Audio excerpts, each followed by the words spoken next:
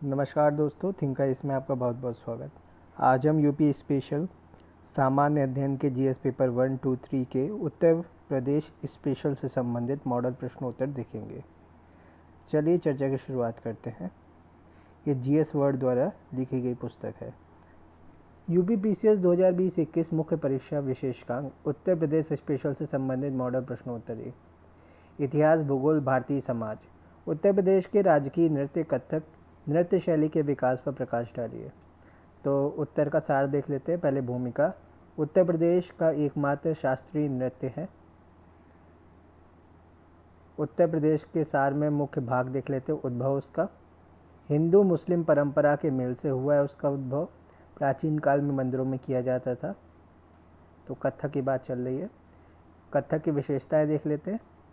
कथक में रामायण, महाभारत एवं पुराणों की विषय वस्तु को कथाओं के रूप में नर्तकों द्वारा प्रस्तुत किया जाता है। कलाकार पैर में घुंघरू बांधकर तेज कदम ताल का प्रयोग कर गोल या गोल चक्कर लगाते हैं। चोली और लहंगा महिलाओं द्वारा पहना जाता है। प्रमुख कलाकार बिरजू महाराज, जिनका भी देहांत हो गया, और सितारा देवी इत्यादि।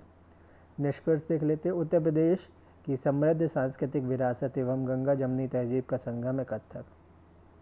तो कथक एक तो एकमात्र शास्त्रीय नृत्य है और उत्तर प्रदेश की समृद्ध सांस्कृतिक विरासत और गंगा जमुनी तहजीब का संगम है। कथक उत्तर भारत का एक शास्त्रीय नृत्य है। इसका विकास हिंदू मुस्लिम परंपरा के मेल से हुआ है। प्राचीन भारत में कथक मंदिरों में किया जाता था और इसका स्वरूप धार्मिक था, जबकि मुस्लिम समाज में यह मध्यकाल में दरबारों में प्रस्तुत किया जाता था। यहाँ इसका स्वरूप गैर धार्मिक था। कथक में रामायण, पुराणों, महाभारत की विषय वस्तु को कथाओं के रूप में नर्तकों द्वारा प्रस्तुत किया जाता था। इस नृत्य के कलाकार पैरों में भारी संख्या में घुंघरू धारण करते हैं एवं तेज कदम ताल का प्रयोग करते हुए गोलाकार चक्कर लगाते हैं। इस विद्या में लास्य यानी कोमल तथा तांडव दोनों रूपों में नृत्य किया जाता है, अर्थात धीमा और तेज दोनों तरह से। इस नृत्य में एकल एवं युगल हस्त मुद्राओं का प्रयोग किया जाता है। चोली एवं लहंगा नामक पोशाक महिलाएं धारण करती हैं, जबकि पुरुष चूड़ीदार पजामा और कमीज धारण करते हैं। कथक नृत्य शैली उत्तर भारत के अनेक भागों से जुड़ी है। कथक शब्द कथा शब्द से निकला है, जिसका प्रयोग संस्कृत तथा अन्य भाषाओं की कहानियों में किया जाता है। कथक मूल रूप से उत्तर भारत के मंदिरों में कथा यानी कहानी सुनाने वालों की एक जाति थी। ये कथाकार अपने हाव भाव एवं संगीत से अपने कथावाचन को अलंकृत किया करते थे। 15वीं और 16वीं शताब्दियों में भक्ति आंदोलन के प्रसार के साथ कथक एक विशिष्ट नृत्य शैली का रूप धारण करने लगा। राधा कृष्ण के पौराणिक आख्यान कहानियाँ लोक नाट्य के रूप में प्रस्तुत किए जाते थे, जिन्हें रासलीला कहा जाता था। रासलीला में लोक नृत्य के साथ कथक कथाकार के मूल हाव भाव भी जुड़े होते थे। मुगल बादशाहों और उनके अभिजातों के शासनकाल में कथक नृत्य राज दरबार में प्रस्तुत किया जाता था, जहां इस नृत्य ने अपने वर्तमान अभिलक्षण अर्जित किए और वह एक विशिष्ट नृत्य शैली के रूप में विकसित हो गया। आगे चलकर यह दो परंपराओं अर्थात घरानों में फला फूला, यथा राजस्थान यानी जयपुर के राज दरबारों में और लखनऊ में। अवध के अंतिम नवाब वाजिद अली शाह के संरक्षण में यह एक प्रमुख कला के रूप में उभरा। 1850 से 1875 के दौरान यह नृत्य शैली के रूप में इन दोनों क्षेत्रों में ही नहीं बल्कि आज के पंजाब, हरियाणा, जम्मू कश्मीर, बिहार और मध्य प्रदेश के निकटवर्ती इलाकों में भी पक्के तौर पर संस्थापित हो गया। इसकी प्रस्तुति में क्लिष्ट तथा द्रुत पद संचालन, उत्तम वेशभूषा एवं कहानियों के प्रस्तुतिकरण एवं अभिनय पर जोर दिया जाने लगा। अनेक अन्य सांस्कृतिक गतिविधियों की तरह कथक को भी 19वीं तथा 20वीं शताब्दियों में अधिकांश ब्रिटिश शासकों ने नापसंद किया। फिर भी यह जीवित बचा रहा और गणिकाओं द्वारा पेश किया जाता रहा। स्वतंत्रता प्राप्ति के पश्चात तो देश में इसे 6 शास्त्रीय नृत्यों के रूप में मान्यता मिल गई और उत्तर प्रदेश के राजकीय नृत्य के रूप में भी अपनाया गया। इस नृत्य के प्रमुख कलाकार बिरजू महाराज, सितारा देवी, शोभना नारायण व सुंदर प्रसाद आदि हैं। इस प्रकार कथक नृत्य उत्तर प्रदेश की समृद्ध सांस्कृतिक विरासत तथा गंगा जमुनी तहजीब के संगम का प्रतीक है। अब बात करते दूसरे प्रश्न की। भारतीय इतिहास के लगभग प्रत्येक युग में उत्तर प्रदेश का विशिष्ट महत्व रहा है। इस प्रदेश में विकसित वास्तुकला का वर्णन कीजिए। उत्तर देख लेते हैं। भारतीय इतिहास में प्राचीन काल से लेकर आधुनिक काल तक प्रत्येक साम्राज्य दौर में वर्तमान उत्तर प्रदेश क्षेत्र का खास महत्व रहा है। यहाँ हिंदू, बौद्ध, इस्लामिक तथा यूरोपीय शासकों का एक लंबा इतिहास रहा है। यही कारण है कि विभिन्न शासकों द्वारा इस क्षेत्र में कला के विविध रूपों, विशेषकर वास्तुकला के पल्लवन में ध्यान दिया गया है। वास्तुकला के दृष्टिकोण से उत्तर प्रदेश के स्मारकों में बौद्ध स्तूप, विहार, प्राचीन मठ, शहर, किले, राजमहल, मंदिर, मस्जिद और अन्य सामुदायिक भवन आदि शामिल हैं। वास्तुकला के अद्भुत नमूने वाराणसी, प्रयागराज, मथुरा, सारनाथ, मेरठ, आगरा और मिर्ज़ापुर आदि बड़े शहरों के शिक्षण संस्थानों और तीर्थ स्थलों पर निर्मित किए गए हैं। ये स्थल न केवल उत्तर प्रदेश में अपितु देश की वास्तुकला धरोहर स्थलों में विशिष्ट महत्ता हासिल किए हुए हैं। यदि प्रदेश की वास्तुकला के क्रमिक विकास पर दृष्टिपात करें तो ज्ञात होता है कि जहाँ प्राचीन काल के दौरान सारनाथ, प्रयाग व मेरठ में स्तूपों व स्तंभों आदि का निर्माण मौर्य शासकों द्वारा कराया गया और गुप्त शासकों द्वारा देवगढ़ का दशावतार मंदिर व कानपुर के ईंट निर्मित मंदिरों का निर्माण कराया गया। तो कानपुर में कौन सा मंदिर है? भीतरकनिका। वहीं गुप्तोत्तर शासकों द्वारा कालिंजर का किला, गढ़वाल शासकों द्वारा सारनाथ में धर्मचक्र जैन मंदिर तथा चंदेल शासकों द्वारा बुंदेलखंड के आसपास भव्य सार्वजनिक इमारतों का निर्माण कराया गया। इसी प्रकार मध्यकाल में अटाला मस्जिद, लाल दरवाज़ा जो सल्तनत कालीन वास्तुकला का प्रतिनिधित्व करते हैं, वहीं मुगल काल में वास्तुकला इलाहाबाद का किला, फतेहपुर सीकरी का किला, बुलंद दरवाज़ा तथा ताजमहल के रूप में अपने चरमोत्कर्ष पर पहुंच गई। आधुनिक काल में अवध के नवाबों द्वारा जहां मस्जिदों, उद्यानों और इमाम बाड़ों का निर्माण कराया गया, वहीं अंग्रेज़ों द्वारा इंडो यूरोपियन शैली में शिक्षण संस्थानों, प्रशासनिक भवनों व चर्च जैसे धार्मिक स्थलों का बड़े पैमाने पर निर्माण किया गया। ब्रितानी या ब्रिटेन स्थापत्य कला की छाप वाली इमारतों में इलाहाबाद विश्वविद्यालय व High Court, All Saint Cathedral, Mayo Hall जो था तथा गोथिक शैली में निर्मित वाराणसी संस्कृत कॉलेज, लखनऊ का राजभवन, दिलकुशा पैलेस इत्यादि आधुनिक काल की पाश्चात्य या स्थापत्य कला के बेजोड़ नमूने हैं। अब बात करते हैं प्रश्न 3 की। उत्तर प्रदेश के प्रमुख कला रूपों का एक संक्षिप्त परिचय। उत्तर का प्रारूप देख लेते हैं। भूमिका क्या है? जीवन को आनंदमय बनाने की प्रेरणा, चित्रकला, मूर्तिकला एवं संगीत कला का विकास किया। उत्तर प्रदेश कलात्मक प्रयासों में देश के किसी भी प्रदेश से पीछे नहीं रहा। मुख्य भाग में क्या देखेंगे? उत्तर प्रदेश के विभिन्न कला रूप: चित्रकला, हस्तकला, संगीत कला, नृत्य कला, नाट्य कला। निष्कर्ष लगभग 30 शब्दों में उत्तर प्रदेश सदियों से कला के विभिन्न रूपों में समृद्ध रहा। अब चलिए चर्चा देख लेते हैं। जीवन को आनंदमय बनाने की प्रेरणा से मनुष्य ने चित्रकला, मूर्तिकला एवं संगीत कला का विकास किया। उत्तर प्रदेश कलात्मक प्रयासों में देश के किसी भी प्रदेश से पीछे नहीं रहा। उत्तर प्रदेश में प्राचीन काल से चित्रकारी, शिल्पकला के अलावा धातुओं, लकड़ी, हाथी दांत, पत्थर और मिट्टी पर दस्तकारी की कला लोकप्रिय रही। उत्तर प्रदेश के विभिन्न कला रूपों का संक्षिप्त परिचय निम्नलिखित है। चित्रकला: उत्तर प्रदेश में प्रागैतिहासिक काल से ही चित्रकला की परंपरा चली आ रही है। सोनभद्र और चित्रकूट में मिली गुफाओं की दीवारों पर शिकार, युद्ध, त्योहार, नृत्य, संगीत और जानवरों के उकेरे हुए चित्र मिलते थे। वैसे उत्तर प्रदेश में चित्रकला का स्वर्णिम काल मुगल सम्राट जहांगीर के शासनकाल में था। मथुरा के ओरछा के राजा ने जब केशव देव मंदिर का जीर्णोद्धार कराया तो उस समय बुंदेलखंड क्षेत्र में चित्रकारी बतौर कला अपने शिखर और पूर्णता पर थी। उत्तर प्रदेश में मथुरा, गोकुल और वृंदावन तथा गोवर्धन में चित्रकारी कला के माध्यम से भगवान कृष्ण के जीवन से जुड़े प्रसंगों को जीवित किया गया है। हस्तशिल्प की बात करते हैं। हस्तशिल्प में सबसे महत्वपूर्ण हस्तशिल्प चिकनकारी है। हाथ से बेहद बारीक और खूबसूरत कढ़ाई को चिकनकारी कहा जाता है। यह मूलतः लखनऊ की कला है जिसकी ख्याति देश विदेश में भी है। जरदोजी भी उत्तर प्रदेश की एक लोकप्रिय कला है जिसमें त्रिआयामी कढ़ाई की जाती है। वाराणसी की जरी का काम पूरी दुनिया में प्रसिद्ध है। मुरादाबाद पीतल की कलात्मकता के लिए प्रसिद्ध है, वहीं गोरखपुर जिला अपनी टेराकोटा कला के लिए भी जाना जाता है। अब बात करते हैं संगीत कला की।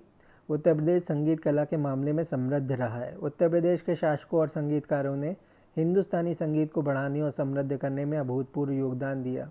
वैदिक काल में ऋग्वेद की रचनाओं ने यहीं सामवेद का रूप लिया। कृष्णा की बंसी की धुन इसी प्रदेश में गुंजायमान हुई। रास नृत्य एवं भाव नृत्य यहीं पनपे। मुगल काल में संगीत की दो अलग अलग धाराएं देखने को मिलती हैं। पहली है दरबारी या शाही संगीत, जिसे राजघरानों में प्रश्रय मिला, और दूसरी है भक्ति संगीत, जो मथुरा, वृंदावन और अयोध्या में पल्वित पुलकित हुई। प्रदेश की संगीत परंपरा को समृद्ध बनाने में विभिन्न घरानों का महत्वपूर्ण योगदान रहा है। ऐसे घरानों में आगरा व लखनऊ घराना, बनारस घराना, इटावा घराना, किराना व रामपुर घराना आदि प्रमुख हैं। शहनाई वादक उस्ताद बिस्मिल्लाह खान, कत्थक सम्राट पंडित बिरजू महाराज, तबला वादक पंडित किशन महाराज आदि संगीत क्षेत्र के कई प्रतिष्ठित नाम उत्तर प्रदेश से ही जुड़े हैं। नृत्य कला भारत के 6 शास्त्रीय नृत्यों में से एक कथक उत्तर प्रदेश में ही पल्लवित पुष्पित हुआ है।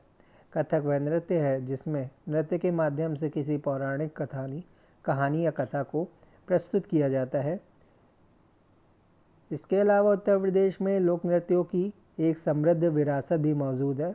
रामलीला, रासलीला, चरकुला, रसिया, कर्मा, चौरसिया, धुरिया आदि प्रदेश के लोक नृत्य हैं। पांचवा रंग कर्म या नाट्य कला। उत्तर प्रदेश के विभिन्न अंचलों की बोली और संस्कृति की विविधता ने लोकनाट्य एवं लोक संगीत को अनंत रूपता प्रदान किया है। नगर सभा, भरघरी, धोबिया राग, स्वांग सपेरा, भगत, रामलीला, रासलीला आदि विविध नाट्य रूप हैं। इनमें से कई नाट्य रूप अब धीरे धीरे विलुप्त हो रहे हैं। प्रश्न 4 देख लेते हैं। भारतीय स्थापत्य कला की दृष्टि से लखनऊ का एक विशेष महत्व है, चर्चा कीजिए। उत्तर देख लेते हैं। भारत में स्थापत्य कला की दृष्टि से लखनऊ का एक महत्वपूर्ण स्थान है। Lucknow school of architecture Awadh के पुनरुत्थानवादी नवाबों ने एक प्रयोग किया। इसके तहत विभिन्न सामग्री और नई अवधारणाओं का प्रयोग करके मुगल स्कूल ऑफ आर्किटेक्चर को संरक्षित करने का प्रयास किया गया। इस वास्तुकला के तहत विभिन्न धार्मिक इमारतें बनाई गईं। इनमें इमामबाड़े, बड़ा इमामबाड़ा, छोटा इमामबाड़ा, मस्जिदें, अन्य इस्लामिक मंदिर और संलग्न संरचनाएं जिनमें उद्यान, बारादरी, महल परिसर सम्मिलित हैं। लखनऊ वास्तुकला की विशिष्ट विशेषताएं निम्नलिखित हैं। विशेष रूप से द्वार पर एक शुभ और सजावटी आकृति के रूप में मछली का उपयोग, छत्तर या छतरी का उपयोग, बारादरी, 12 द्वार मंडप, रूमी दरवाज़ा लखनऊ की हस्ताक्षर संरचना, सिकंदर बाग, वॉल्टेड हॉल जैसे कि आसफ़ी इमामबाड़ा, भूलभुलैया, तहखाना, लखोरी ईंटों का प्रयोग। बड़ा इमामबाड़ा, इस इमामबाड़े का निर्माण असफ़ुद्दौला ने 1784 ईस्वी में अकाल राहत परियोजना के अंतर्गत करवाया था। यह विशाल गुम्बद नुमा हॉल 50 मीटर लंबा और 15 मीटर ऊंचा है। ईरानी शैली में निर्मित यह विशाल गुम्बद नुमा इमारत देखने और महसूस करने लायक है। इसे मरहूम हुसैन अली की शहादत की याद में बनवाया गया है। इमारत की छत तक जाने के लिए 84 सीढ़ियाँ हैं, जो ऐसे रास्ते से जाती है जो किसी अनजान व्यक्ति को भ्रम में डाल दें, ताकि अवांछित व्यक्ति इसमें भटक जाए और बाहर न निकल सके। इसलिए इसे भूल भुलैया कहा जाता है। इस इमारत की कल्पना और कारीगरी कमाल की है। ऐसे झरोखे बनाए गए हैं जहाँ से मुख्य द्वारों से प्रविष्ट होने वाले हर व्यक्ति पर नज़र रखी जा सकती है, जबकि झरोखे में बैठे व्यक्ति को वह नहीं देख सकता। ऊपर जाने से रास्तों में ऐसी व्यवस्था की गई है जिससे हवा और दिन का प्रकाश आता रहे। ऊपर जाने के रास्तों में ऐसी व्यवस्था की गई है जिससे हवा और दिन का प्रकाश आता रहे। दीवारों को ऐसी तकनीकी से बनाया गया है जिसमें यदि कोई फुसफुसा कर भी बात करे तो दूर तक भी वह आवाज़ साफ सुनाई पड़ती है। इस इमामबाड़े में एक आसफ़ी मस्जिद भी है जहां गैर मुस्लिम लोगों को प्रवेश की अनुमति नहीं है। मस्जिद परिषद के आंगन में 2 ऊंची मीनारें हैं। रूमी दरवाज़ा, लखनऊ में बड़े इमामबाड़े की तर्ज पर ही रूमी दरवाजे का निर्माण भी अकाल राहत प्रोजेक्ट के अंतर्गत किया गया है। रूमी दरवाज़ा लखनऊ के चौथे नवाब नवाब आसफ उद दौला द्वारा 1784 से 1786 ईस्वी में बनवाया गया था।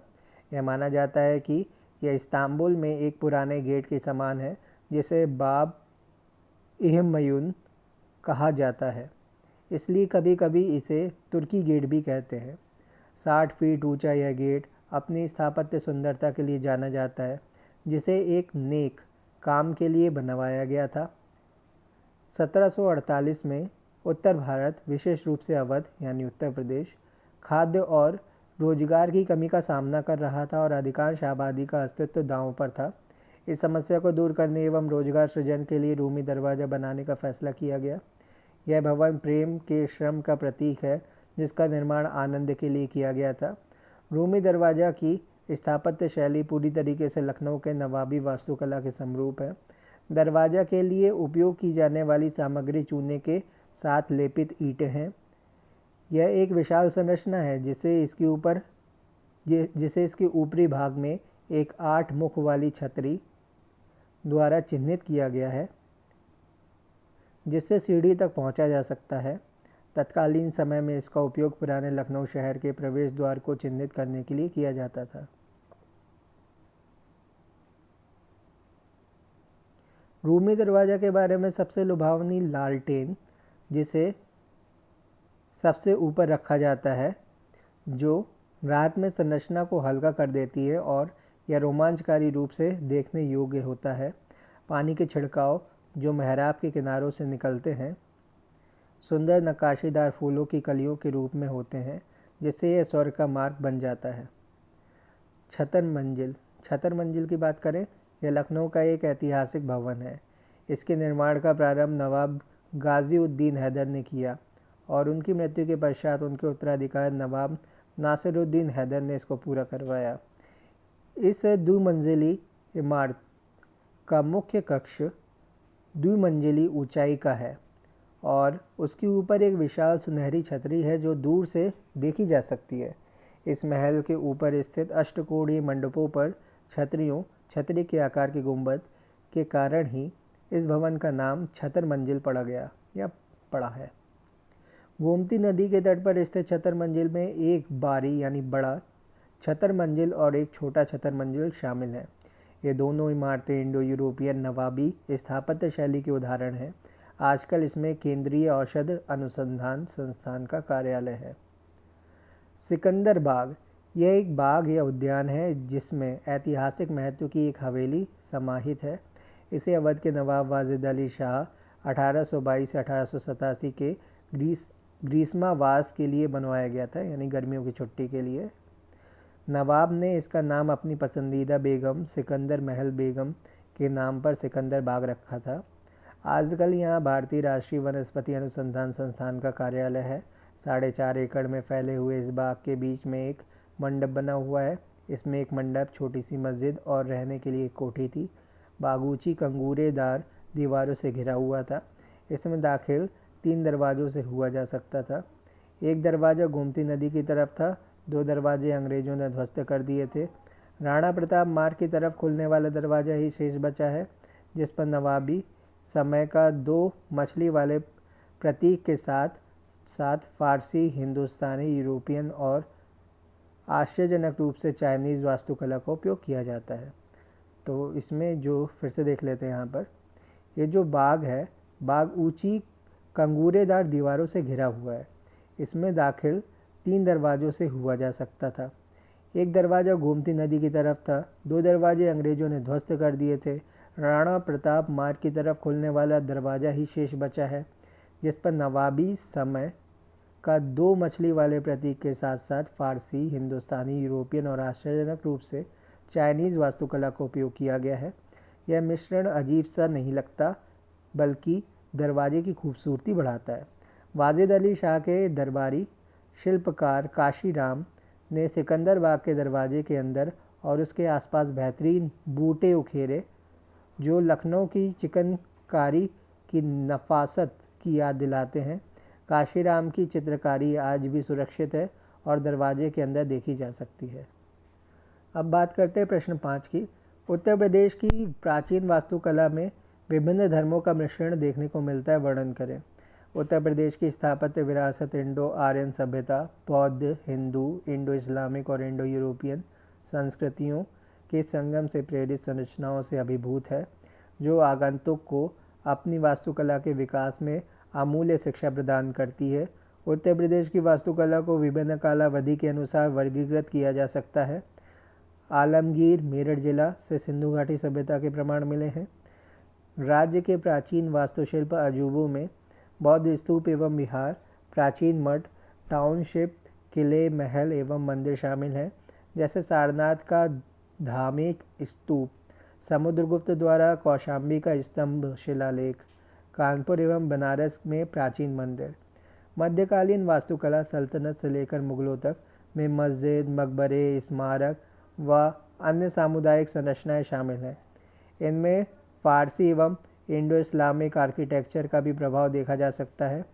इस शैली की मुख्य विशेषताओं में निहित सजावट, ज्यामितीय मूर्तिकला शैली, उत्तम जड़ाऊ कार्य, मेहराब, गुंबद, मीनार व इमारतों की दीवारों पर लिखावट आदि शामिल है। इसको फिर से देख लेते हैं। मध्यकालीन वास्तुकला सल्तनत से लेकर मुगलों तक में मस्जिद, मकबरे, स्मारक एवं अन्य सामुदायिक संरचनाएं शामिल हैं। इनमें फारसी एवं इंडो इस्लामिक आर्किटेक्चर का प्रभाव देखा जा सकता है। इस शैली की एक मुख्य विशेषताओं में निहित सजावट, ज्यामितीय मूर्तिकला शैली, उत्तम जड़ाऊ कार्य, मेहराब, गुंबद, मीनार व इमारतों की दीवारों पर लिखावट आदि शामिल हैं। हिंदू स्थापत्यों में देवगढ़ का दशावतार मंदिर, काशी का विश्वनाथ मंदिर, मथुरा स्थित मंदिरें आदि शामिल हैं। इलाहाबाद स्थित पब्लिक लाइब्रेरी व ऑल सेंट कैथेड्रल तथा कानपुर मेमोरियल चर्च आदि में गौथिक कला का उपयोग किया गया है। अब प्रश्न 6 देखते हैं। उत्तर प्रदेश में पूर्वांचल का सांस्कृतिक दृष्टि से महत्व स्पष्ट करें, टिप्पणी करें। पूर्वांचल उत्तर प्रदेश और बिहार का एक महत्वपूर्ण भौगोलिक क्षेत्र है। इसमें यूपी का पूर्वी छोर और पश्चिमी बिहार के हिस्से शामिल हैं। पूर्वांचल क्षेत्र में उत्तर प्रदेश के आजमगढ़, बस्ती, चित्रकूट, गोंडा, गोरखपुर, मिर्जापुर, प्रयागराज, वाराणसी मंडल सहित पूरा अवध क्षेत्र शामिल है। यह इंडो गंगेटिक प्लेन पर स्थित है, जो इसे कृषि क्षेत्र के लिए अनुकूल बनाता है। पूर्वांचल भारत के सबसे प्राचीन क्षेत्रों में से एक है, जिसकी अपनी समृद्ध विरासत एवं संस्कृति है। 3 प्रमुख भारतीय धर्म, हिंदू धर्म, बौद्ध धर्म और जैन धर्म का उद्गम इसी क्षेत्र में माना जाता है। पूर्वांचल में वैदिक काल की संस्कृत आधारित शिक्षा बाद में पाली के साथ युग्मित हुई। आगे मध्यकालीन फारसी एवं अरबी भाषाओं के साथ प्राचीन भारत की विशाल विरासत ने इस क्षेत्र को हिंदू, बौद्ध, मुस्लिम शिक्षा का एक महत्वपूर्ण केंद्र बना दिया। पूर्वांचल की संस्कृति की मुख्य विशेषताओं में लोकगीतों और लोक नृत्यों की परंपरा है। इनमें धोबिया, कहरवा, आल्हा, पंवरिया, बिरहा, चनीनी, स्वांग, लौंडा नाच तथा विभिन्न प्रकार की नौटंकी शामिल हैं। पूर्वांचल को स्थानीय खाद्य पदार्थों में विशिष्ट स्वाद एवं आस्वादन, फ्लेवर एंड टेस्ट हेतु भी प्रसिद्धि प्राप्त है। यहाँ के पकवानों में पकौड़ा, जलेबी, इमरती, पुआ, गुलगुला, खुरमा, घाटी चोखा और बाटी चोखा, सत्तू की पूड़ी, गुड़ की खीर, बनारसी पान, मुरमुरा आदि शामिल हैं। पूर्वांचल के ग्रामीण एवं उप शहरी क्षेत्रों में अवधी एवं भोजपुरी प्रमुख भाषाएं हैं। वहीं शहरी क्षेत्र में इनसे प्रभावित हिंदी बोली जाती है। पूर्वांचल स्थित प्रयागराज 3 नदियों गंगा, यमुना और सरस्वती के संगम पर बसा हुआ है। यहाँ पे बेलन और टोन्स भी मिलती हैं प्रयागराज में। मुगल शासक अकबर ने इस शहर का नाम इलाहाबाद अर्थात ईश्वर की नगरी रखा था। वैसे इसका नाम प्रयागराज था। यहाँ के कुंभ मेले को यूनेस्को ने अमूर्त संस्कृति या सांस्कृतिक विरासत सूची में शामिल किया है। इस प्रकार कहा जा सकता है कि पूर्वांचल क्षेत्र सांस्कृतिक दृष्टि से अत्यंत समृद्ध है। इस विरासत को संरक्षण देने के साथ साथ निखारने की भी ज़रूरत है। उत्तर प्रदेश की सांस्कृतिक विशेषताओं पर संक्षिप्त में टिप्पणी कीजिए। उत्तर प्रदेश विविध भारतीय संस्कृति वाला प्रदेश है। उत्तर प्रदेश के ऐतिहासिक स्मारक, शाही जीवन शैली, मनोरम व्यंजन, रेशम, इत्र, आभूषण आदि हर पहलू में उत्तर प्रदेश की एक विशिष्ट और समृद्ध संस्कृति दर्शाते हैं। उत्तर प्रदेश वह स्थान है जहाँ विविध भारतीय संस्कृति अनादिकाल से पनपी हैं। भारत का सबसे अधिक जनसंख्या वाला राज्य होने के कारण उत्तर प्रदेश में सांस्कृतिक विविधता भी दिखाई देती है। यहाँ हिंदू, जैन, बौद्ध और इस्लाम धर्म के संश्लेषण को देखा जा सकता है, जो यहाँ की जीवन शैली में स्पष्ट रूप से प्रकट होता है। उत्तर प्रदेश ऐतिहासिक नायकों जैसे राम, कृष्ण, बुद्ध, महावीर, अशोक, हर्ष, अकबर और जवाहरलाल नेहरू आदि का घर रहा है। वाराणसी, मथुरा, प्रयागराज, अयोध्या कुछ ऐसे पवित्र स्थल हैं जो दुनिया भर के पर्यटकों को अपनी ओर आकर्षित करते हैं। प्रयागराज में कुंभ मेला, जिसे यूनेस्को की विश्व विरासत सूची में शामिल किया गया है, उत्तर प्रदेश की संस्कृति में स्थान रखता है। इसी प्रकार अयोध्या, जो राम जन्मभूमि है, मथुरा, वृंदावन, जो श्री कृष्ण की जन्मभूमि व कर्मभूमि है, साथ ही बाराबंकी में देवा शरीफ व बहराइच में मसूद गाजी का मकबरा तथा विश्व के 7 अजूबों में शामिल ताजमहल उत्तर प्रदेश की संस्कृति को भारत सहित दुनिया भर में विशिष्ट बनाते हैं। पहनावा, खान पान व व्यंजन उत्तर प्रदेश की संस्कृति को और विशिष्ट बनाते हैं। बनारस की बनारसी साड़ी, लखनऊ का जरी, गोटे व चिकन का काम, मलिहाबाद आम, लखनऊ के टुंडे कबाब, उत्तर प्रदेश की गंगा जमुनी तहजीब व कथक नृत्य उत्तर प्रदेश को पूरे भारत में विशिष्ट स्थान प्रदान करते हैं। अब प्रश्न 8 देखते हैं। अवध में किसान सभा आंदोलन पर संक्षिप्त टिप्पणी कीजिए। 1856 के अवध विलय के बाद से ही ब्रिटिशों व तालुकदारों के शोषण से किसान परेशान थे। पहले विश्व युद्ध के समय बड़ी महंगाई से उनकी हालत और भी बुरी हो गई थी। अब वे बगावत की पुकार का इंतज़ार करने लगे। अवध में होम रूल लीग के कार्यकर्ता काफ़ी सक्रिय थे। 1918 में गौरी शंकर मिश्र, इंद्र नारायण द्विवेदी और मदन मोहन मालवीय के प्रयासों से उत्तर प्रदेश किसान सभा का गठन हुआ। इन्होंने किसानों को संगठित किया। इन्होंने सूबे की विभिन्न तहसीलों में सभाएं गठित की। 1919 के अंतिम दिनों में किसानों का संगठित विद्रोह खुलकर सामने आया, जब प्रतापगढ़ जिले की एक जागीर में नाई धोबी बंद सामाजिक बहिष्कार की संगठित कार्रवाई की पहली घटना घटी और आंदोलन को बाबा रामचंद्र के रूप में एक नया चेहरा मिला। ये घूम घूम कर किसानों को जागरूक करते थे। जल्द ही कार्यक्रम के मुद्दे को लेकर संगठन में फूट पड़ गई तथा 1920 में अवध किसान सभा नामक समानांतर संगठन का गठन हुआ। इसके प्रमुख चेहरे गौरीशंकर मिश्र, जवाहरलाल नेहरू, बाबा रामचंद्र, केदारनाथ आदि थे। अवध किसान सभा द्वारा किसानों से बेदखली ज़मीन जोतने और बेगार न करने की अपील की गई और इसे न मानने वाले के बहिष्कार की अपील की गई। किसानों को मामले को निपटारा पंचायतों के माध्यम से करने को कहा गया, किंतु यह आंदोलन आगे चलकर धीमा पड़ता गया और सरकार द्वारा इसका कड़ाई से दमन किया गया। उत्तर प्रदेश के विशेष संदर्भ में एका आंदोलन पर टिप्पणी कीजिए। तो इसकी भूमिका क्या है? एका आंदोलन की शुरुआत 1920-21 ईस्वी में अवध के किसानों द्वारा की गई थी। मुख्य भाग में कारण क्या है? लगान की उच्च दरें थी। राजस्व व्यवस्था में राजस्व की वसूली कार्य में ज़मींदारों द्वारा अपनाई गई नीतियां व बेगार की प्रथा भी एक बहुत बड़ा कारण था और गैर कानूनी रूप से खेती छीनना ये भी बहुत बड़ा कारण था। प्रमुख नेता मदारी पासी और सहरेब। निष्कर्ष व परिणाम। यह आंदोलन पहले के किसान आंदोलनों से अलग था, क्योंकि इसमें किसानों के साथ साथ छोटे मोटे ज़मींदार भी शामिल थे जो शोषण एवं लगान की उच्च दरों से परेशान थे। एका आंदोलन भारतीय स्वतंत्रता संग्राम के एक घटक के रूप में जाना जाता था। उत्तर प्रदेश के हरदोई, बहराइच और सीतापुर जिलों में लगान वृद्धि एवं उपज के रूप में लगान वसूली को लेकर अवध के किसानों ने यह आंदोलन चलाया। इस आंदोलन में कुछ जमींदार भी शामिल थे। इस आंदोलन के प्रमुख मुद्दों में पहला, लगान की उच्च दरें। इसमें लगान की दरें लगभग 50% से अधिक थीं। राजस्व वसूली के कार्य में जमींदारों द्वारा अपनाई गई नीतियाँ तथा बेगार की प्रथाएं आदि चीज़ें प्रमुख थीं। इस एका आंदोलन में प्रतीकात्मक धार्मिक रीति रिवाजों का पालन किया जाता था और एकत्र किसानों को शपथ दिलाई जाती थी कि यदि उन्हें भूमि से बेदखल किया जाएगा तो वे भूमि नहीं छोड़ेंगे, बेगारी करने से इनकार कर देंगे, अपराधियों से संबंध नहीं रखेंगे तथा पंचायत के निर्णय स्वीकार करेंगे। एका आंदोलन का नेतृत्व मुख्यतः निचले स्तर के किया था मदारी पासी व अन्य पिछड़ी जातियों के किसानों द्वारा किया गया, जिसे मार्च 1922 के अंत तक सरकार ने दमन का सहारा लेकर कुचल दिया।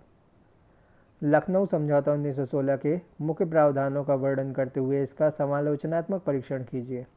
लखनऊ अधिवेशन के दौरान भारतीय राष्ट्रीय कांग्रेस एवं मुस्लिम लीग के बीच ऐतिहासिक समझौता हुआ, जिसके निम्नलिखित प्रावधान थे। पहला, कांग्रेस की उत्तरदायी शासन संबंधी मांग को मुस्लिम लीग ने स्वीकार कर लिया। कांग्रेस ने भी लीग द्वारा मुसलमानों हेतु पृथक निर्वाचन व्यवस्था की मांग को स्वीकार कर लिया। प्रांतीय व्यवस्थापिका सभाओं में निर्वाचन भारतीय सदस्यों की संख्या का एक निश्चित भाग मुसलमानों हेतु आरक्षित कर दिया गया, जैसे पंजाब में 50%, बंगाल में 40% इत्यादि।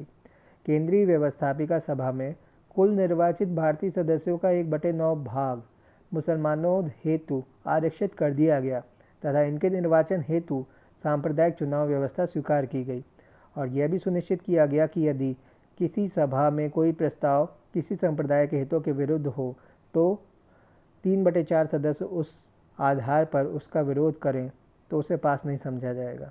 फिर से देख लेते हैं इसे। लखनऊ अधिवेशन के दौरान भारतीय राष्ट्रीय कांग्रेस एवं मुस्लिम लीग के बीच ऐतिहासिक समझौता हुआ, जिसके निम्नलिखित प्रावधान थे। कांग्रेस के उत्तरदायी शासन संबंधी मांग को मुस्लिम लीग ने स्वीकार कर लिया। कांग्रेस ने भी लीग द्वारा मुसलमानों हेतु पृथक निर्वाचन व्यवस्था की मांग को स्वीकार कर लिया। प्रांतीय व्यवस्थापिका सभाओं में निर्वाचन भारतीय सदस्यों की संख्या का एक निश्चित भाग मुसलमानों हेतु आरक्षित कर दिया गया, जैसे कि पंजाब में 50%, बंगाल में 40% इत्यादि। केंद्रीय व्यवस्थापिका सभा में कुल निर्वाचित भारतीय सदस्यों का 1/9 भाग मुसलमानों हेतु आरक्षित कर दिया गया तथा इनके निर्वाचन हेतु सांप्रदायिक चुनाव व्यवस्था स्वीकार की गई। यह भी सुनिश्चित किया गया कि यदि किसी सभा में कोई प्रस्ताव किसी संप्रदाय के हितों के विरुद्ध हो तथा 3/4 सदस्य उस आधार पर उसका विरोध करें तो उसे पास नहीं समझा जाएगा। समझौते के नकारात्मक पक्ष। कांग्रेस एवं लीग के बीच हुए समझौते के विभिन्न प्रावधानों के निर्धारण में दूरदर्शिता का अभाव था। कांग्रेस द्वारा लीग की प्रस्तावित सांप्रदायिक निर्वाचन व्यवस्था स्वीकार किए जाने से एक समान मंच तथा राजनीति के दो अलग अलग दिशाओं का युग प्रारंभ हुआ। इसने द्विराष्ट्र सिद्धांत की अवधारणा को जन्म दिया। समझौते में कांग्रेस तथा लीग के नेताओं ने आपसी एकता की व्यवस्था तो कर ली, किंतु हिंदू तथा मुसलमान समुदायों के लोगों को साथ लाने का कोई प्रयास नहीं किया गया। समझौते के सकारात्मक पक्ष। सांप्रदायिक निर्वाचन व्यवस्था से यह लाभ हुआ कि अल्पसंख्यकों के मन से बहुसंख्यकों हिंदुओं का भय दूर हो गया। समझौते से भारतीयों में एकता की नई भावना का विकास हुआ। इससे राष्ट्रीय स्वतंत्रता आंदोलन को नई ताकत मिली। समझौते के पश्चात स्थापित हुई हिंदू मुस्लिम एकता को सरकार ने महसूस किया और भारत में उत्तरदायी शासन की स्थापना हेतु प्रयास किए। उपर्युक्त विश्लेषण के आधार पर कहा जा सकता है कि पारस्परिक हितों व उद्देश्यों में कांग्रेस व मुस्लिम लीग को करीब आने में मदद की। मेरठ राजद्रोह कांड पर संक्षिप्त टिप्पणी कीजिए। 1920 के दशक में कम्युनिस्टों के बढ़ते प्रभाव के कारण सरकार गंभीर रूप से चिंतित थी। वह कम्युनिस्टों पर प्रहार करने का मौका ढूंढ ही रही थी। यही कारण है कि 1929 में उसने कुछ क्रांतिकारी राजनीति कर्मी तथा ट्रेड यूनियन के लोगों को गिरफ्तार कर उन पर केस लगा दिया। इसी अभियोग को मेरठ राजद्रोह कांड के नाम से भी जाना जाता है। इस केस के अंतर्गत 33 कार्यकर्ताओं को आरोपी बनाया गया। इनमें 3 ब्रिटिश कम्युनिस्ट भी थे जो भारत में ट्रेड यूनियन आंदोलन को संगठित करने में मदद के लिए आए थे। ये 3 लोग थे फिलिप स्प्रेट, बेन ब्रेडले तथा लेस्टर हचिनसन। सरकार का उद्देश्य यूनियन आंदोलन को समाप्त करना तथा कम्युनिस्टों को अलग अलग करना था, किंतु सरकार की चाल उलट पड़ गई। कैदियों को बचाने के लिए अनेक राष्ट्रवादी सामने आए। इनमें जवाहरलाल नेहरू, M.A. अंसारी तथा M.C. छागला भी थे। मेरठ राजद्रोह कांड तत्काल राष्ट्रीय महत्व धारण कर गया। स्वयं गांधी जी ने भी मेरठ जाकर कैदियों से मिले और एकजुटता का इजहार कर उनसे आगामी संघर्ष के लिए सहयोग मांगा।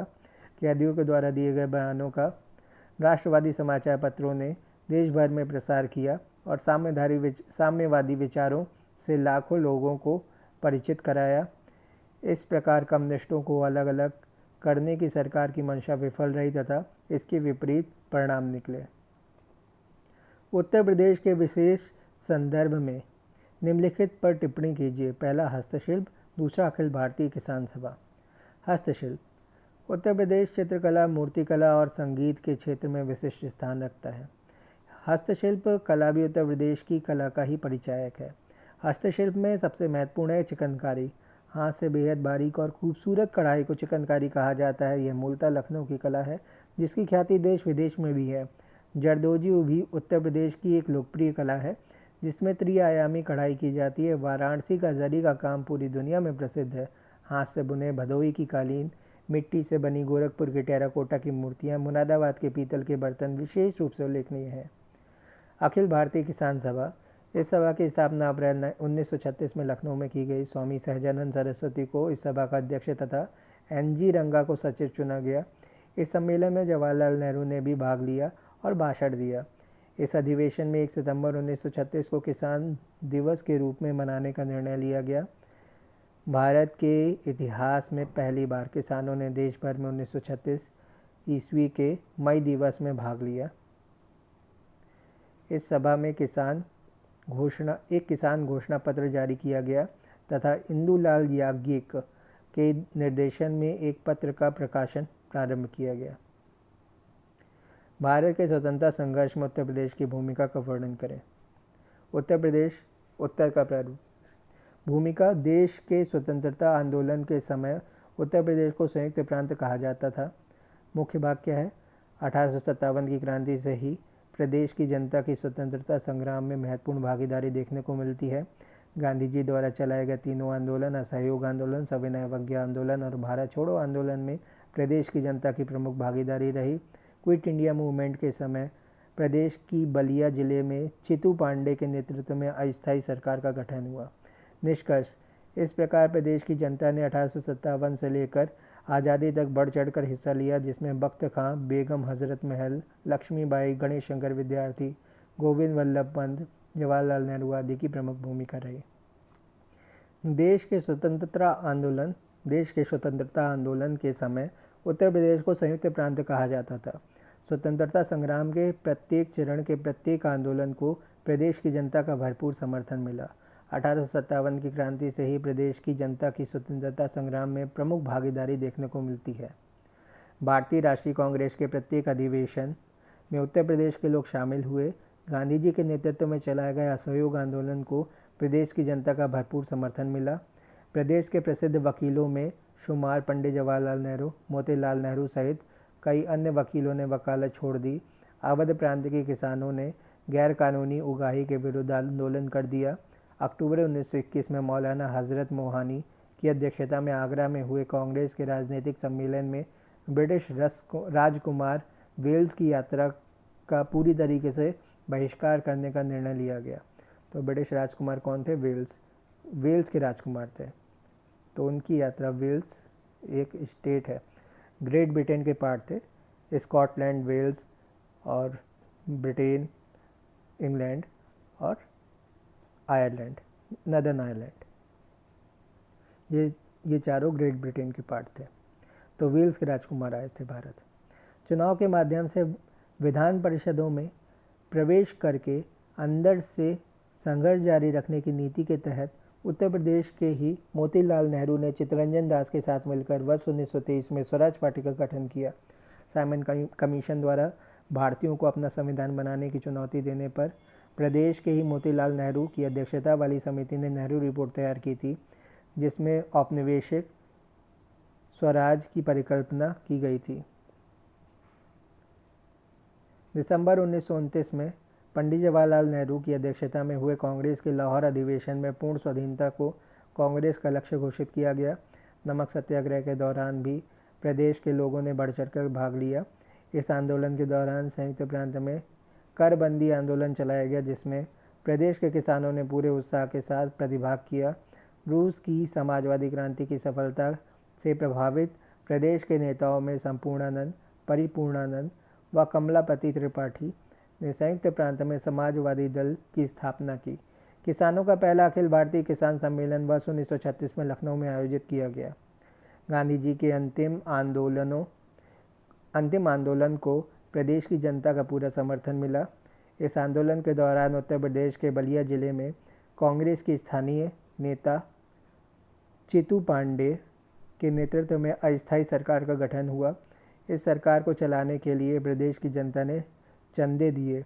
इस नई सरकार को जनता का अपार नैतिक समर्थन मिला। इस प्रकार आज़ादी के पूरे संघर्ष काल में संयुक्त प्रांत की जनता ने 1857 से लेकर आज़ादी तक बढ़ चढ़ करके हिस्सा लिया।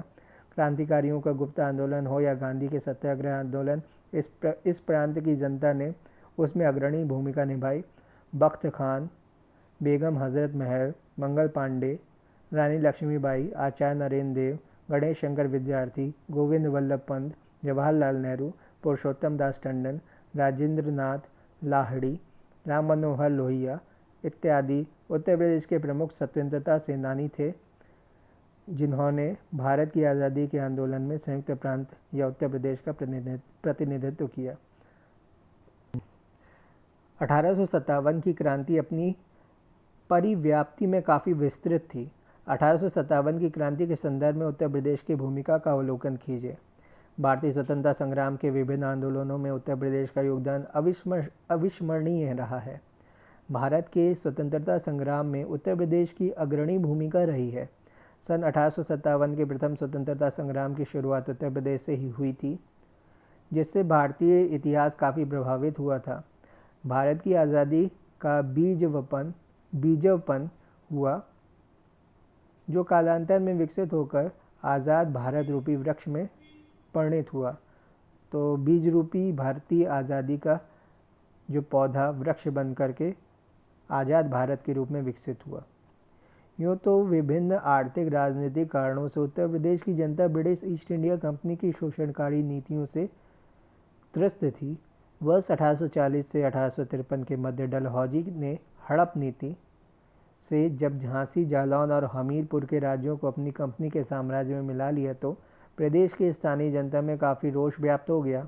1856 ईस्वी में कुशासन का आरोप लगाकर अवध का विलय करने के साथ ही उत्तर प्रदेश के उमड़े जन आक्रोश ने विस्फोटक रूप ले लिया, जिसकी परिणति सर्वप्रथम 10 मई 1857 को मेरठ में हुए विद्रोह के रूप में हुई। मंगल पांडे द्वारा शुरू किया गया यह विद्रोह शीघ्र ही प्रदेश के झांसी, कालपी, कानपुर, लखनऊ, बिठूर, अवध, वाराणसी, बलिया, आजमगढ़, फैज़ाबाद, मैनपुरी, एटा, मुरादाबाद, जालौन, फतेहपुर तथा इलाहाबाद इत्यादि स्थानों में फैल गया। उत्तर प्रदेश में इस क्रांति का नेतृत्व लखनऊ में बेगम हज़रत महल, कानपुर में नाना साहब, बरेली में खान बहादुर खान, झांसी में रानी लक्ष्मीबाई, फैज़ाबाद में मौलवी अहमद उल्ला, इलाहाबाद में मौलवी लियाकत अली, कालपी में तात्या टोपे, मथुरा में देवी सिंह तथा मेरठ में कदम सिंह ने किया। इस विद्रोह से सर्वाधिक प्रभावित होने वाला क्षेत्र अवध तथा बुंदेलखंड का था। यहाँ के किसानों ने विद्रोही सैनिकों के साथ मिलकर विद्रोह में हिस्सा लिया। नए जमींदारों को या तो भगा दिया गया या फिर उनकी हत्या कर दी गई। स्थानीय सरकारी कार्यालयों पर हमला बोल दिया गया तथा लगान देना बंद कर दिया गया। 1857 के विद्रोह में तात्या टोपे ने अपनी छापामार रणनीति से अंग्रेजों को भयभीत कर दिया था। रानी लक्ष्मीबाई की वीरता पर मुग्ध होकर जनरल ह्यूरोज ने कहा था कि विद्रोहियों में यदि कोई जमा मर्द था तो वह रानी थी। अदम्य साहस की भावनाओं के बावजूद विद्रोह अपने लक्ष्य को प्राप्त करने में असफल रहा। इसका मुख्य कारण यह रहा कि विद्रोही सैनिकों में इस समय जिस अनुशासनिक भावना की आवश्यकता थी उसे उत्पन्न करने तथा विद्रोह को एक निश्चित दिशा दे पाने में विद्रोही नेता असफल रहे, जिससे बिना किसी पूर्व तैयारी, सैद्धांतिक पृष्ठभूमि तथा निश्चित नेतृत्व के अभाव में विद्रोह अपने लक्ष्य की प्राप्ति में असफल हो गया। विद्रोहियों में केवल तात्या टोपे ही योग्य सेनापति थे, जबकि अंग्रेजों को कैंपबेल, हैवलॉक, विंडहम, ह्यूरोज जैसे योग्य अधिकारियों की सेवाएं प्राप्त थीं, जिन्होंने अपने सैनिक योग्यता और नेतृत्व क्षमता के बल पर विद्रोह को कुचलने का प्रयास लंबे समय तक जारी रखा। इसी दौरान 1 नवंबर 1858 को महारानी विक्टोरिया ने अपने घोषणा पत्र में ब्रिटिश ईस्ट इंडिया कंपनी के हाथों से सभी अधिकार ले लिए। इस घोषणा में साम्राज्ञी ने विद्रोह से हाथ खींच लेने वाले रजवाड़ों, सामंतों आदि को माफ़ करने का आश्वासन दिया। परिणाम स्वरूप जो थोड़े बहुत विद्रोही अभी भी विद्रोह से जुड़े हुए थे, उन्होंने तत्काल विद्रोहियों का साथ छोड़ दिया। इस प्रकार अपने अंतिम दौर में विद्रोह पूरी तरीके से नेतृत्वहीन हो गया। जून 1858 ईस्वी में संयुक्त प्रांत में विद्रोह लगभग समाप्त हो गया। दिसंबर 1858 तक सभी स्थानों पर अंग्रेजी सत्ता पुनः स्थापित हो गई। उत्तर प्रदेश की भू आकृतिक संरचना का वर्णन कीजिए। भौगोलिक अवस्थिति के आधार पर उत्तर प्रदेश की भू आकृतिक संरचना को 3 प्रमुख भागों, उत्तर का भाबर और तराई क्षेत्र, मध्य का मैदानी क्षेत्र तथा दक्षिण के पठारी और पहाड़ी क्षेत्रों में बांटा गया है। पहला, उत्तर का भाबर और तराई क्षेत्र। उत्तर प्रदेश के सबसे उत्तरी क्षेत्र को भाबर क्षेत्र कहा जाता है, जिसका विस्तार सहारनपुर से लेकर कुशीनगर तक एक पतली पट्टी के रूप में है। सहारनपुर के आसपास के क्षेत्र में इसकी चौड़ाई लगभग 34 किलोमीटर तक है, लेकिन जैसे जैसे पूर्व की ओर बढ़ते जाते इसकी चौड़ाई कम होती जाती है। फिर भाबर प्रदेश की भूमि ऊबड़ खाबड़ होती है। भाबर के ठीक दक्षिण में एक पतली पट्टी के रूप में तराई का विस्तार है, जिसकी चौड़ाई पूर्वी उत्तर प्रदेश के कुशीनगर एवं महाराजगंज के आसपास के 80 से 90 किलोमीटर तक है, जबकि पश्चिम में सहारनपुर तक आते आते इसकी चौड़ाई में क्रमशः कमी आती जाती है। फिर यह क्षेत्र समतल और नम है, जिसका निर्माण महीन अवसादों से हुआ है। भाबर क्षेत्र सबसे ऊपर मिलेगा, फिर तराई क्षेत्र, फिर बीच में खादर क्षेत्र, पश्चिम में भांगड़ क्षेत्र और दक्षिण में पर्वतीय क्षेत्र और मध्य में सेंटर साउथ में पठारी क्षेत्र मिलेगा बुंदेलखंड के पास। पर्वतीय क्षेत्र ज़्यादातर मिलेगा बुंदेलखंड और पूर्वांचल के पास। खादर क्षेत्र गंगा यमुना का, तराई क्षेत्र और खादर क्षेत्र गंगा यमुना का मैदान, और भांगड़ क्षेत्र जो है ये मिलेगा पश्चिमी उत्तर प्रदेश में। भाबर क्षेत्र जो उत्तराखंड के आसपास और नेपाल के आसपास का क्षेत्र है। मध्य का मैदानी क्षेत्र दक्षिण के पठारी क्षेत्र और उत्तर के भाबर तराई क्षेत्र के मध्य स्थित गंगा यमुना मैदान दोआब का संबंध मध्य मैदानी क्षेत्र से है, जिसे ऊपरी मैदान, मध्य मैदान एवं पूर्वी मैदान के रूप में भी सीमांकित किया जाता है। फिर यह मैदान गंगा एवं उसकी सहायक नदियों के द्वारा लाए गए अवसादों के निक्षेपण से निर्मित हुआ है। यही कारण है कि यह अत्यंत उपजाऊ क्षेत्र भी है। फिर मैदान की ऊंचाई सामान्यतः 80 से 300 मीटर के बीच है एवं ढाल उत्तर से पश्चिम एवं दक्षिण से पूरब की ओर है। तो उत्तर पश्चिम से लेकर के दक्षिण पूरब की ओर है ढाल, उत्तर पश्चिम से लेकर नॉर्थ वेस्ट से लेकर के दक्षिण पूरब की ओर, साउथ ईस्ट की ओर, यानी सहारनपुर और दिल्ली वाले इलाके से लेकर के नीचे सोनभद्र वाले इलाके की ओर तक है।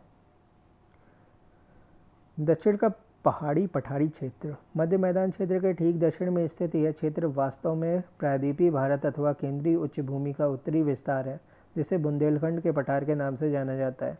यमुना तथा गंगा नदियाँ इसकी उत्तरी सीमा पर, जबकि विंध्यन पर्वत इसके दक्षिणी सीमा पर अवस्थित है। ललितपुर, झांसी, महोबा, बांदा, चित्रकूट, इलाहाबाद का सुदूर दक्षिणी एवं दक्षिण पूर्वी भाग, मिर्ज़ापुर का दक्षिण का भाग आदि इस क्षेत्र में अवस्थित हैं।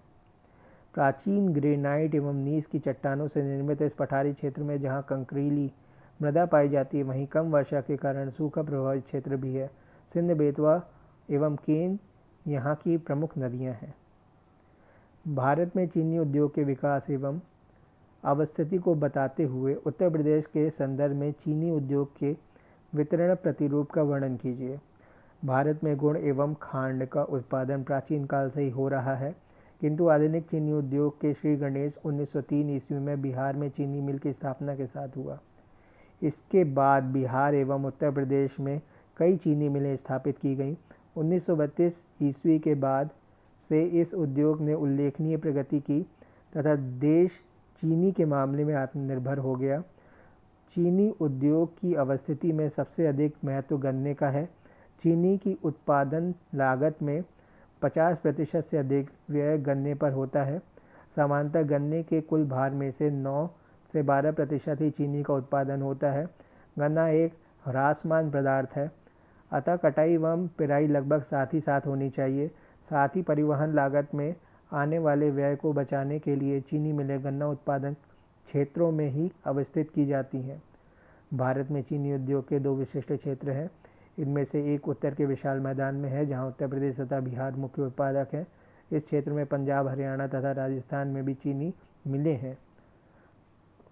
तो चीनी मिल्स कहाँ कहाँ और है? राजस्थान, पंजाब और हरियाणा में। पंजाब, हरियाणा और राजस्थान में। दूसरा क्षेत्र दक्षिण भारत में है, जहाँ पर महाराष्ट्र तथा तमिलनाडु मुख्य उत्पादक है। उत्तर प्रदेश राज्य चीनी का परंपरागत उत्पादक रहा है, पहले नंबर पर है, और काफ़ी लंबे समय तक चीनी का सबसे बड़ा उत्पादक भी रहा है। तो गन्ना और चीनी में उत्तर प्रदेश ही नंबर 1 है। परंतु अब इसका सापेक्षिक महत्व कम हो रहा है तथा उत्पादन की दृष्टि से इसका महाराष्ट्र के बाद दूसरा स्थान है। ये गलत आंकड़ा है, अभी पहले नंबर पे है। उत्तर प्रदेश में गंगा, यमुना, दोआब तथा तराई के क्षेत्र महत्वपूर्ण उत्पादक हैं। सबसे अधिक उत्पादन गंगा, यमुना, दोआब के सहारनपुर, मुजफ्फरनगर एवं मेरठ जिलों में होता है। तराई के क्षेत्रों में गोरखपुर, बस्ती, देवरिया, सीतापुर, गोंडा, फैज़ाबाद आदि प्रमुख उत्पादक जिले हैं। इन क्षेत्रों के बीच मुरादाबाद, बरेली, बिजनौर, सहारनपुर जिले चीनी उत्पादन के लिए प्रसिद्ध हैं। तो यहाँ पे चीनी मिले हैं। निम्नलिखित पर टिप्पणी कीजिए। रुहेलखंड का मैदान, रानी लक्ष्मीबाई बांध नहर, गुड़गांव, दिल्ली, मेरठ औद्योगिक प्रदेश। तो पहला है रुहेलखंड का मैदान। रुहेलखंड का मैदान संबंधी ऊपरी गंगा का मैदान से है। तो रुहेला सरदारों के नाम पर रुहेलखंड रखा गया। तो मुस्लिम सरदार थे रुहेल सरदार। तो रुहेलखंड के मैदान का संबंध ऊपरी गंगा के मैदान से। इस मैदान का विस्तार गंगा के बाएं तट की सहायक नदियों रामगंगा व गोमती के मध्य है। यह पुरानी जलोढ़ मृदा से निर्मित क्षेत्र है, जो कृषि गहनता की दृष्टि से समृद्ध है। रानी लक्ष्मीबाई बांध नहर। ललितपुर जिले में बेतवा नदी पर माता टीला स्थान पर निर्मित माता टीला बांध से गुरसराय और मंदर नामक 2 नहरें निकाली गई हैं, जिन्हें रानी लक्ष्मीबाई बांध नहर भी कहते हैं।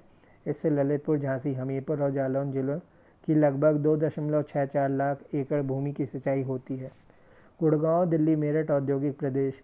गुड़गांव, दिल्ली, मेरठ औद्योगिक प्रदेश का विकास स्वतंत्रता के बाद अधिक तीव्र गति से हुआ है। इसके अंतर्गत 2 औद्योगिक पेटियां हैं, जिनमें से एक उत्तर प्रदेश में आगरा, मथुरा, मेरठ, सहारनपुर के मध्य में विकसित है और दूसरी हरियाणा में फरीदाबाद, गुड़गांव, अम्बाला तक फैली हुई है। ये दोनों पेटियां दिल्ली के निकट मिलकर एक समूह की रचना करती हैं।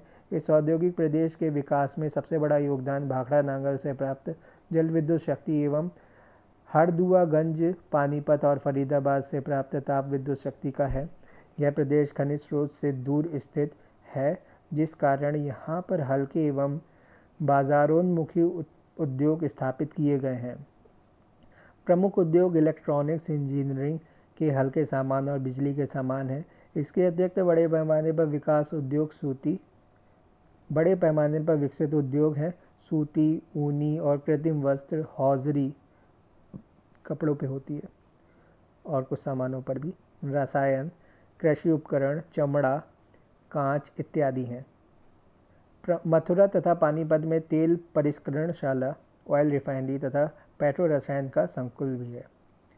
उत्तर प्रदेश में खनिज संसाधनों की उपलब्धता एवं वितरण पर टिप्पणी कीजिए। खनिज संसाधनों की दृष्टि से उत्तर प्रदेश एक निम्न मध्यम श्रेणी का राज्य है। दक्षिण के पठारी क्षेत्र के अतिरिक्त अन्य क्षेत्रों में जलोढ़ निक्षेपों के कारण यहाँ खनिजों का अभाव पाया जाता है।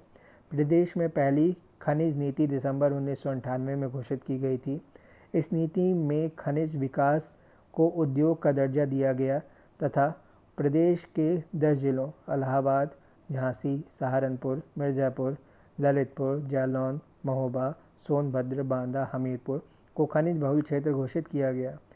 वैसे तो उत्तर प्रदेश एक कृषि प्रधान राज्य है, लेकिन यह प्रदेश खनिज संपदा का भी धनी है। प्रदेश की विंध्य क्षेत्र की खनिज संपदा के बीच बुंदेलखंड क्षेत्रों तथा नदी घाटियों में विभिन्न प्रकार की खनिज संपदा दबी है। प्रदेश के आर्थिक विकास में खनिजों तथा उप खनिजों के खनन के फलस्वरूप प्रदेश को न केवल राजस्व की प्राप्ति हो रही है, बल्कि अप्रत्यक्ष रूप से रोजगार भी मिल रहा है। उत्तर प्रदेश में कोयला, सोना, लाइमस्टोन, चूना पत्थर, dolomite, silica, sand, pyrophyllite, diaspore, magnetite, तांबा, जिप्सम, संगमरमर, non plastic, copper clay, uranium आदि जैसे खनिज पाए जाते हैं। उत्तर प्रदेश के 7 दक्षिण जिले खनिज पदार्थों के लिए खास तौर पर जाने जाते हैं। ये हैं आगरा, ललितपुर, झांसी, हमीरपुर, बांदा, प्रयागराज, मिर्ज़ापुर और सोनभद्र। तो ये पूरा मैप है उत्तर प्रदेश में कौन कौन सी चीज़ें मिलती हैं। तो कोल का आप देख सकते हैं, तो कोल आपको नीचे मिलेगा बांदा के आसपास, प्रयागराज के आसपास। फिर डैशबोर्ड देख सकते हैं, हमीरपुर, झांसी, यहीं पे, और ललितपुर। डोलोमाइट देख सकते हैं, तो ललितपुर में डोलोमाइट मिलेगा, बांदा के पास मिलेगा डोलोमाइट, और मिर्ज़ापुर में मिलेगा। ग्लास सैंड देख सकते हैं, बांदा में मिलेगी, प्रतापगढ़ के पास, जौनपुर के पास मिलेगी। फिर पायरोफेलाइट देख सकते हैं, पायरोफेलाइट कानपुर नगर के पास, हमीरपुर के पास मिलेगा। लाइम स्टोन कहाँ मिलेगा? पायरोफेलाइट महोबा में भी मिलेगा। लाइम स्टोन देख लें कहाँ मिलेगा, लाइम स्टोन आपको मिलेगा वाराणसी के आसपास। और सोप स्टोन मिलेगा आपको ललितपुर के पास। और बॉक्साइट कहाँ मिलेगा? तो बॉक्साइट मिर्ज़ापुर और कौशाम्बी के आसपास मिलेगा। वैसे ये बॉक्साइट दिया नहीं है यहाँ पर, कोल ही दिया है, तो मान के चलते बॉक्साइट भी यहीं कहीं मिलेगा, सोनभद्र में मिल जाएगा शायद। प्रमुख खनिजों का वितरण: चूना पत्थर, संगमरमर, बैराइड्स, कॉपर क्ले, डोलोमाइट, एंडालोसाइट्स मिर्ज़ापुर एवं सोनभद्र में। एस्बेस्टॉस, सैंडस्टोन तथा ग्रेनाइट पट्टियाँ मिर्ज़ापुर में। चाइना क्ले, कोयला, सिलीमिनाइट सोनभद्र में। यूरेनियम, तांबा, rock phosphate, platinum, bauxite, diaspora तथा पायरोफिलाइट ललितपुर में। हीरा, डोलोमाइट, रॉक फॉस्फेट बांदा में। ग्रेफाइट हमीरपुर में। कांच बालू गंगा व यमुना नदी से शंकरगढ़, प्रयागराज एवं चकिया, चंदौली में मिलता है। कांच बालू गंगा यमुना नदी से शंकरगढ़, प्रयागराज एवं चकिया, चंदौली में मिलता है। सोना शारदा व रामगंगा नदियों की रेत में पाया जाता है। हीरा बांदा एवं मिर्ज़ापुर में। फिर प्रदेश में बहुमूल्य खनिजों की खोज पिछले कई वर्षों से की जा रही है, जिसमें सोनभद्र में स्वर्ण तथा सोना और ललितपुर में स्वर्ण एवं प्लैटिनम समूह के धातुओं की खोज का कार्य प्रगति पर है। उत्तर प्रदेश में सौर ऊर्जा के विकास की संभावनाओं की चर्चा कीजिए। सौर ऊर्जा के नवीकरणीय स्रोतों में सबसे स्वच्छ साधन माना जाता है। ऊर्जा की बढ़ती मांग, ग्लोबल वार्मिंग व जलवायु परिवर्तन की चुनौतियों के कारण उत्तर प्रदेश सरकार नवीकरणीय ऊर्जा स्रोतों के विकास पर बल दे रही है। उत्तर प्रदेश सरकार ने प्रदेश को उत्तम प्रदेश बनाने के लिए कानून व्यवस्था के साथ साथ आधारभूत ढांचा व $1 ट्रिलियन की अर्थव्यवस्था का लक्ष्य रखा है, जिसकी प्राप्ति बिना ऊर्जा से संभव नहीं है। उत्तर प्रदेश क्षेत्रफल के हिसाब से एक बड़ा प्रदेश है, जिसके एक बड़े क्षेत्र पर पठार व बंजर भूमि विद्यमान है, जिसका उपयोग सौर ऊर्जा के उत्पादन के लिए किया जा सकता है। प्रदेश के बुंदेलखंड व मिर्ज़ापुर क्षेत्र में सौर ऊर्जा की स्थापना की व्यापक संभावना है। यह क्षेत्र बंजर व अनुपजाऊ है, अतः इस क्षेत्र का उपयोग सौर ऊर्जा के उत्पादन के लिए किया जा सकता है। इसी दिशा में आगे बढ़ते हुए सरकार ने मिर्ज़ापुर में फ्रांस के सहयोग से 75 मेगावाट के सोलर प्लांट की स्थापना की है, जिससे 5 लाख यूनिट बिजली प्रतिदिन बनेगी। प्रदेश सरकार ने राज्य में सौर ऊर्जा की संभावना का पता लगाने तथा उसके दोहन के लिए उत्तर प्रदेश सौर ऊर्जा नीति 2017 जारी की है। इस नीति के प्रमुख प्रावधान निम्नलिखित हैं। राज्य में सौर ऊर्जा से विद्युत उत्पादन परियोजनाओं की स्थापना हेतु निजी क्षेत्र की भागीदारी को प्रोत्साहन करना और निवेश के अवसर प्राप्त करना है। वर्ष 2022 तक अपनी 8% बिजली आवश्यकताओं को अक्षय ऊर्जा के माध्यम से प्राप्त करना। राज्य सरकार ने 2022 तक 10,700 मेगावाट सौर ऊर्जा उत्पादन का लक्ष्य रखा है, जिसमें से 4300 मेगावाट रूफटॉप सौर ऊर्जा परियोजनाओं से प्राप्त होगा। प्रस्तावित नीति के तहत सरकार 100 मेगावाट की न्यूनतम क्षमता के साथ सौर ऊर्जा स्थापित करेगी। प्रदेश में चिन्हित नहरों, सार्वजनिक प्रतिष्ठानों आदि के ऊपर सौर ऊर्जा परियोजना की स्थापना की जाएगी। नेट मॉनिटरिंग व्यवस्था के तहत निजी आवासों पर भी सौर ऊर्जा परियोजनाएं लगाई जाएंगी। राज्य में बंजर भूमि का उपयोग कर एकीकृत सोलर पार्क की स्थापना को बढ़ावा दिया जाएगा। उत्तर प्रदेश नवीन एवं नवीकरणीय ऊर्जा विकास अभिकरण UPNEDA नीति के कार्यान्वयन के लिए नोडल एजेंसी होगी। इस प्रकार वर्ष 2022 तक प्रदेश के ग्रामीण एवं शहरी क्षेत्रों में सभी को 24 घंटे बिजली उपलब्ध कराने के लिए सौर ऊर्जा एक अच्छा विकल्प हो सकता है। तो यहाँ पे देख सकते हैं क्या क्राइटेरिया है सोलर ऊर्जा के मैप में। Uttar Pradesh solar resources,